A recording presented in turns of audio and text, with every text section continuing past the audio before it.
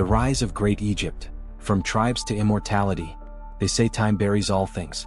Empires rise. Kings fall. Names fade into dust. But some names refuse to be forgotten. One of those names is Egypt.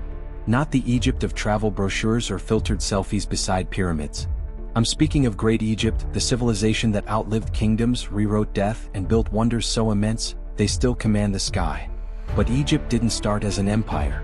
Long before the golden tombs, before the towering obelisks, Egypt was little more than scattered villages clinging to the banks of a mighty river, the Nile. A river that didn't just bring water, it brought life, rhythm, and purpose. It rose and fell like a beating heart, and the people listened to its pulse. But even in those early days, something burned quietly in the hearts of men: the desire for unity. For generations, the land had been divided into two. In the south, Upper Egypt, a long strip of land winding along the river's source. In the north, Lower Egypt, where the Nile branched into a lush, fertile delta.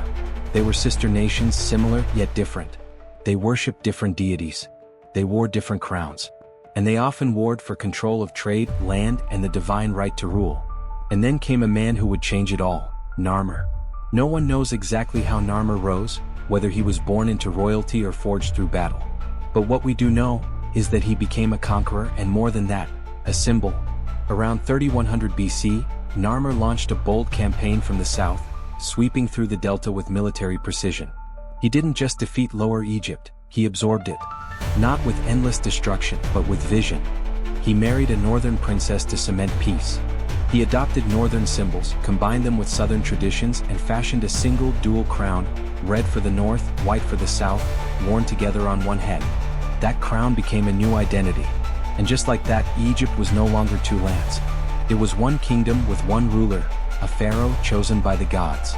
To commemorate this unification, Narmer left behind an artifact unlike any other. The Narmer palette, carved in dark green siltstone. It shows him striking down his enemies on one side, while the other side shows the two lands united beneath his rule. It was not just a record. It was a declaration: Egypt is born. From that moment, Egypt surged forward like the Nile itself, steady, unstoppable, divine. Pharaohs rose and ruled as gods on earth. They built temples aligned with stars.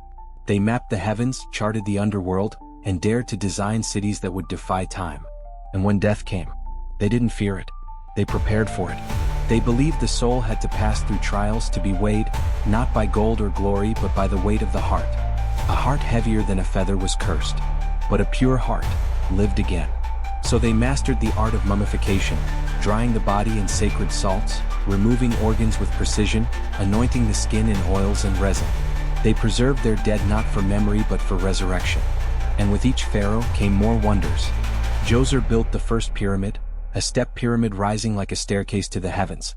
Then came Sneferu, who experimented with angles until the perfect form was born. But it was Khufu, the mighty, who dared to dream the impossible. The Great Pyramid of Giza. 2.3 million stone blocks, each weighing tons. Stacked without machines, without mortar, and yet still standing, tall, proud, eternal. Modern architects still debate how it was done. Some say ramps. Others whisper of lost technologies. But the truth may be simpler. They built for gods, not men.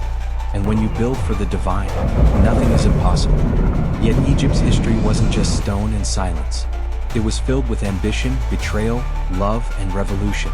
There was Hatshepsut, a woman who ruled as pharaoh, donning a false beard and commanding armies. There was Akhenaten, the rebel who worshipped one god, shutting down the temples and angering priests. His wife, the radiant Nefertiti, whose beauty was immortalized in sculpture. And their son?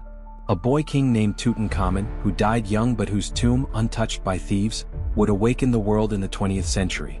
When Howard Carter opened that tomb in 1922, he found walls covered in gold, a mask so stunning it became the face of Egypt, and behind it all, a civilization speaking across the silence of time. But even greatness fades. Egypt would eventually fall, first to the Persians, then the Greeks under Alexander the Great. Then came the Romans. And with the death of Cleopatra, Egypt's last pharaoh, the kingdom slipped into legend. Yet, the desert did not bury it completely. The Nile still flows. The pyramids still cast shadows at dawn. And when the wind moves just right, you can almost hear the whispers of scribes and priests, of builders and dreamers, of a people who believed they could cheat death. And maybe, in some way, They did because Egypt still lives not just in ruins, not just in museums, but in every story we tell, in every mystery we chase, in every monument that reaches for the sky. This is the history of Great Egypt. If you felt this journey, if Egypt's story stirred something ancient in you like this video, subscribe to the channel and tell us, which lost empire should we resurrect next?